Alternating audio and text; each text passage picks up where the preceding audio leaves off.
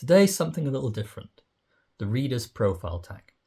This tag was created by Hilary B. Green from the channel Book Bustle, and I was tagged by Nick at the fantastic channel Dr. Cranky Pants Reads, who went above and beyond in his own Reader's Profile tag video, once again producing a work of great humour, intelligence and creativity. I've included the links to both channels in the description below, as well as links to their respective Reader's Profile tag videos. So, without much further ado, let's get started.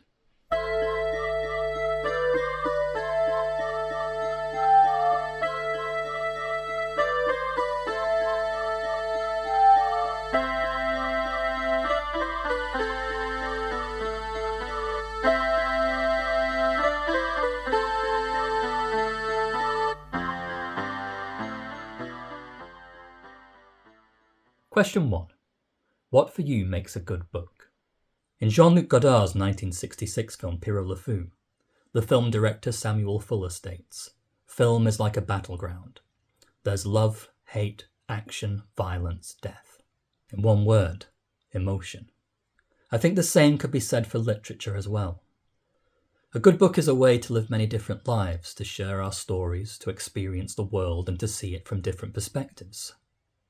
Books are also, in a way, like time travel. We can experience the distant past, a parallel present, or any number of possible futures. We can travel without moving, enjoying recorded snapshots of foreign countries, customs, cultures, and ways of life. A good book can encapsulate all of these things, or it can map the interior lives of people and places, giving us a window into different thoughts and feelings, some familiar, some difficult or hard to reconcile. A good book can be a mirror to the world with all of its darkness and light, its sadness and joy, or it can be a projection of what the world could or should reflect. It would be too simple to say a good book has good writing, because what is good writing in this context? But certainly it is the writing, that combination of words on the page which makes the above possible. Good writing can build and rebuild worlds. It can transport us, baffle us, leave us angry, exasperated, embittered, or wanting more. It can move and amuse us, or articulate some personal sense of ourselves, which is felt, and yet beyond our own capacity for articulation. A good book is as such a combination of storytelling, voice, empathy, character, emotional intelligence, and a particular use of language that dazzles and enthralls as deeply as any great symphony, pop song or aria. A good book should be able to make us think and feel, to take us on a journey, be it across the seas, through the stars, or into more introspective territories, or it's something that can whisk us away through the scope of its spectacle and escapism. Question 2. What are you currently reading? At the time I started this video, I was more than halfway into The Sheltering Sky by Paul Bowles. This is a return read of a book I first read in 2019, and despite the book having some obvious issues, owing not least to this being the work of a white author writing about North Africa in the 1940s, this is nonetheless one of those books that I would categorise as a good book, as it more than satisfies the criteria laid out in question 1. Question 3. What's the last book you didn't finish, and why? The last book I didn't finish was Momo, or The Men in Grey, by Mikel Ender. This is a book my partner recommended to me, and one that I was genuinely enjoying. Unfortunately, I had a writing project I had to concentrate on, and when I'm writing I'm not usually reading, because the former demands so much time and concentration that I'm often left working against the clock. So, I put the book to one side.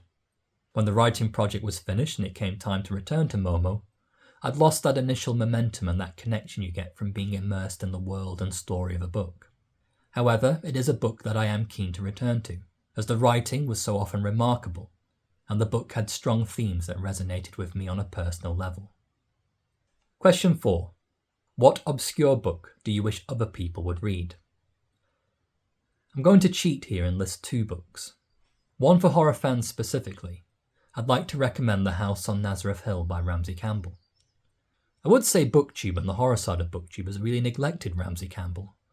But then I've also neglected Ramsey Campbell, because I was supposed to review The Nameless, Ancient Images, and The Doll Who Ate His Mother, and I haven't gotten around to any of them yet. I will say if you're a fan of 80s and 90s horror fiction, or if you're a fan of Stephen King, then do try and find a copy of The House on Nazareth Hill. It's an interesting, complex and atmospheric book that more than matches any of the more acclaimed recent novels by King. Campbell often has very strong, compelling female characters in his books, and this one was no exception. It is, however, an often depressing book, with themes of historical persecution, domestic abuse, and gendered violence. So do keep this in mind if this is a book you are interested in looking into. Campbell doesn't employ such themes lightly, however, and, as in his earlier book The Parasite, which I reviewed last year, such themes are an integral part of the book's blurring of the supernatural and the psychological.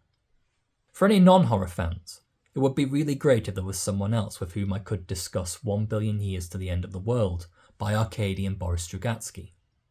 This is a very strange book that I recently finished. I am hoping to make a video on this one, once I find a good endpoint to the discussion. Suffice to say, I found this to be an interesting, almost unclassifiable cosmic satire, which felt a bit as if Samuel Beckett wrote a sitcom and combined it with a paranoid conspiracy thriller.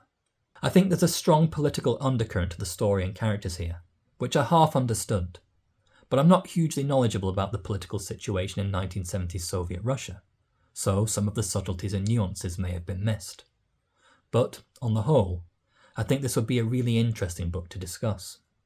Question 5. What's the longest book you've ever read? In terms of non-fiction, I think the longest book I've read is Battle Cry of Freedom by James N. McPherson. How I discovered this book involves a somewhat strange personal tangent. I once awoke from a dream in which the film director M. Night Shyamalan had produced an adaptation of the Ambrose Bierce story, An Occurrence at Owl Creek Bridge. I think I thought of Shyamalan because of some confluence between the thematic elements of The Sixth Sense and the aesthetic elements of The Village. This idea of a ghost story set against an allegorical facsimile of American history. During this period, I was writing and directing small plays for local community theatre, and I thought, since this figment of a Shyamalan film, one that had emerged fully formed in my unconscious imagination, didn't really exist, I could make it myself as a 3-act play. Immediately, the big stumbling block to this was that I didn't know very much of anything at all about the American Civil War, so I started looking for books on the subject.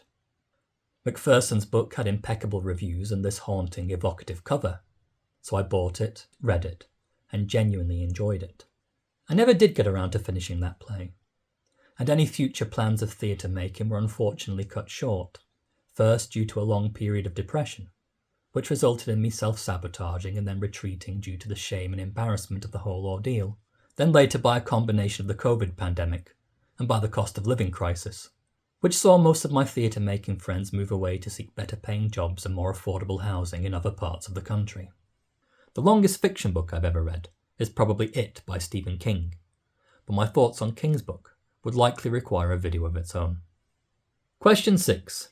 If you could have a dinner party with 5 fictional characters, who would they be? This is a tough question to answer because most of the books I read are often about really insufferable or unsavoury characters.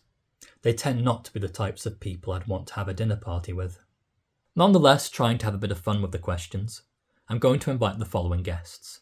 Sophie Feathers, the larger-than-life winged circus performer from Angela Carter's Nights at the Circus, who is both a great raconteur and someone with a definite story to tell. Sherlock Holmes from any of the Conan Doyle mysteries. His companion Dr. Watson would be a permissible +1. Paddington Bear from any of Michael Bond's Paddington books. I think he'd regale us with stories of his early years in deepest, darkest Peru, as well as his experiences of seeing the bright lights of the big city through fresh eyes, just so long as marmalade sandwiches were on the menu. Tintin from Hergé's The Adventures of Tintin, who definitely has his own stories to tell. And finally, bringing some much-needed integrity and gravity to the party, Antigone from the play of the same name by Sophocles. This is a ragtag bunch in terms of personality types, but a definite melting pot. Question 7. 5 books you'd want if stranded on a desert island. I watched a few of these readers' profile tag videos prior to making my own, and nearly everyone made the same comment about how in reality you'd likely want to take books related to wilderness survival, which of course is a necessity you would. But for the sake of leaning into the desert island discs element of the question, I would take The Wind in the Willows by Kenneth Grahame, a comfort read, one of my favourite books and a book that is always a joy to read. The Name of the Rose by Umberto Eco, a great multi-layered labyrinthine meta-mystery, which would certainly keep me engaged for the longest period of time. Don Quixote, or The Ingenious Gentleman Don Quixote de la Mancha by Cervantes. Again, another long, rambling, multi-layered book, and one that I could definitely lose myself in. Moby Dick by Herman Melville. Another favourite book, one with a richness of language that is always inspiring, and a book that rewards multiple readings. And finally, cheating slightly, Earthsea, the first 4 books of the Earthsea cycle by Ursula K. Le Guin. Question 8. One book you could not put down. I talked about this in another video recently, but I'm going to say The Haunting of Hill House by Shirley Jackson. There are lots of thriller, mystery and suspense books that were certainly page-turners for me. Books like The Girl on the Train by Paula Hawkins, or I Let You Go by Claire McIntosh. Those incredibly commercial thrillers that were everywhere in the 2010s, and that for me surprisingly lived up to the hype. But The Haunting of Hill House gripped me in an entirely different way. It was such a vivid, otherworldly, dreamlike book. A dark reverie or phantasmagoria with deep themes and ambiguities, which gave the book additional layers of complexity. I remember feeling such a strong personal connection with the central character, Eleanor Vance. I saw a lot of myself in this shy, fragile, vulnerable character, and the sense of freedom and liberation she feels in fleeing an abusive home. And I felt a very protective connection to the character, as she's pulled inexorably towards darkness and catastrophe. This is easily one of my favourite books of all time. Question 9. 5 books or authors you will never read. Originally I wanted to be diplomatic and fall back on the old never say never maxim. But on reflection, life is short, and in any practical sense, there are too many books I want to read that I'll never find the time to get through. So of course there have to be books I'll never read, and authors I'll never find the time for. Giving the question some careful thought, I settled on political autobiographies.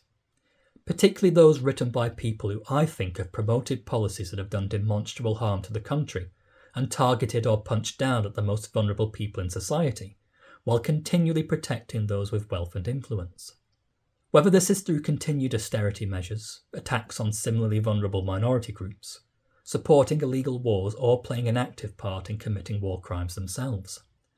With this in mind, I can confidently say I will never read Unleashed by Boris Johnson, 10 Years to Save the West, Lessons from the Only Conservative in the Room by Liz Truss, On Leadership, Lessons for the 21st Century by Tony Blair, But What Can I Do? Why Politics Has Gone So Wrong and How You Can Help Fix It by Alistair Campbell, and One Boy, Two Bills and a Fry-Up, a memoir of growing up and getting on by Wes Streeting, to name a few. They can all get in the bin as far as I'm concerned. Question 10.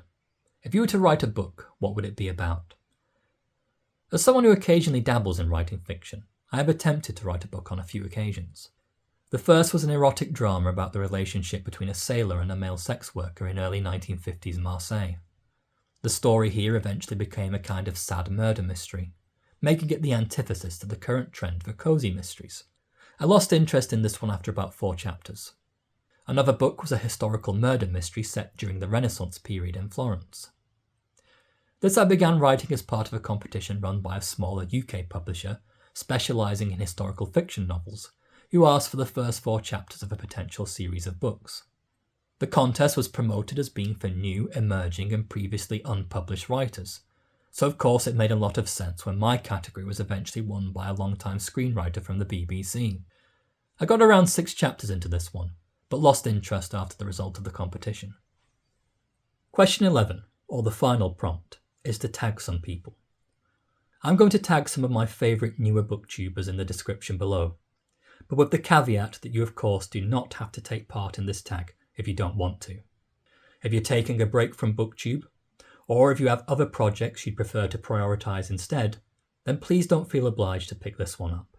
However, if you do fancy having a go, just for a bit of fun, then please remember to tag me in your videos so I can give them a watch and a like, and hopefully discover more about your thoughts and approach as readers. If you're a newer booktuber and you don't often get included in these tags, but you'd like to give this one a try, then consider this an informal tagging. Likewise, if you don't have a channel of your own but you'd like to share your responses to any of the questions here, then please feel free to leave your answers in the comments below. As ever, thanks for watching.